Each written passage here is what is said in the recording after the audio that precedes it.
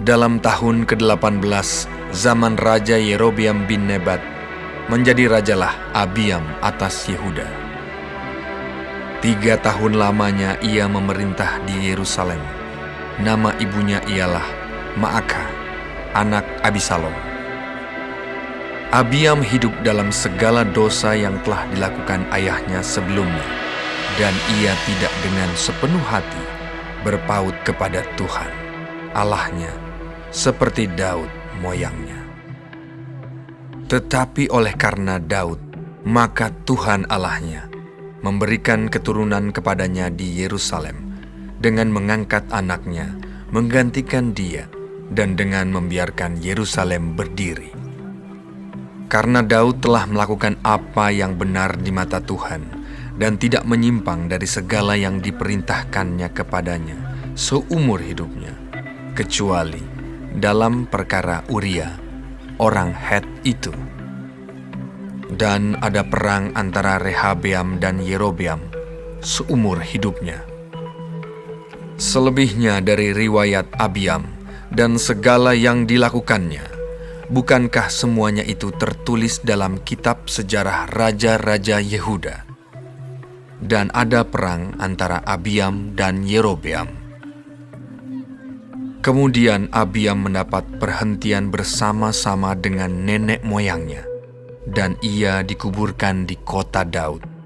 Maka Asa, anaknya, menjadi raja menggantikan dia. Dalam tahun ke-20, zaman Yerobeam, raja Israel, Asa menjadi raja atas Yehuda. 41 tahun lamanya ia memerintah di Yerusalem. Nama neneknya yang perempuan ialah Maakah, anak Abisalom. Asa melakukan apa yang benar di mata Tuhan seperti Daud, bapa leluhurnya. Ia menyingkirkan pelacuran bakti dari negeri itu dan menjauhkan segala berhala yang dibuat oleh nenek moyangnya. Bahkan ia memecat Maakah, neneknya, dari pangkat ibu suri, karena neneknya itu membuat patung Asyera yang keji. Asa merobohkan patung yang keji itu dan membakarnya di lembah Kidron. Sekalipun bukit-bukit pengorbanan tidak dijauhkan, namun Asa berpaut kepada Tuhan dengan segenap hatinya sepanjang umurnya. Ia membawa persembahan-persembahan kudus ayahnya dan persembahan-persembahan kudusnya sendiri ke rumah Tuhan, yakni emas dan perak serta barang-barang lain. Dan ada perang antara Asa dan Baesa, raja Israel, sepanjang umur mereka. Baesa, raja Israel, maju berperang melawan Yehuda, dan ia memperkuat Rama dengan maksud mencegah lalu lintas kepada Asa, raja Yehuda. Tetapi Asa mengambil segala emas dan perak yang masih tinggal dalam perbendaharaan rumah Tuhan dan dalam perbendaharaan rumah raja dan menyerahkannya kepada pegawainya. Kemudian Raja Asa mengutus mereka kepada Ben-Hadad bin Tabrimon bin Hezion, Raja Aram yang diam di Damsyik, dengan membawa pesan.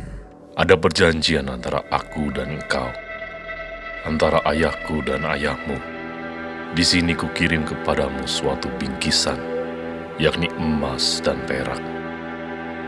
Marilah, batalkanlah perjanjianmu dengan Baesa, Raja Israel, supaya ia undur daripadaku. Lalu Ben-Hadad mendengarkan permintaan Raja Asa. Ia menyuruh panglima-panglimanya menyerang kota-kota Israel, dan ia mengalahkan Iyon dan Abel Bet Maakah dan seluruh Kinerot serta seluruh tanah Naftali.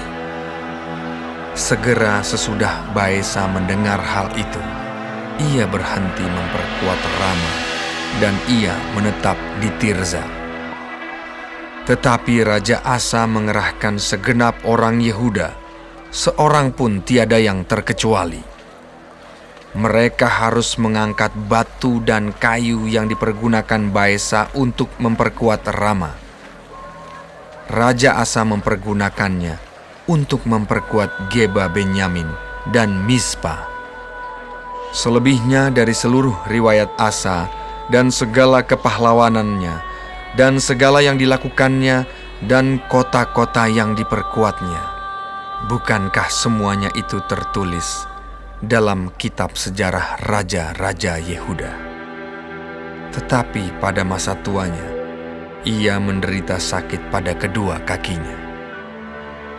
Kemudian Asa mendapat perhentian bersama-sama dengan nenek moyangnya, dan ia dikuburkan di samping nenek moyangnya di kota Daud, bapa leluhurnya. Maka Yosafat, anaknya, menjadi raja menggantikan dia.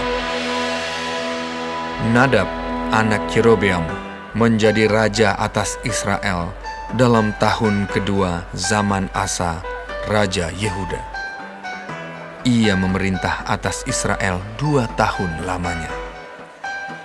Ia melakukan apa yang jahat di mata Tuhan, serta hidup menurut tingkah laku ayahnya dan menurut dosa ayahnya, yang mengakibatkan orang Israel berdosa pula.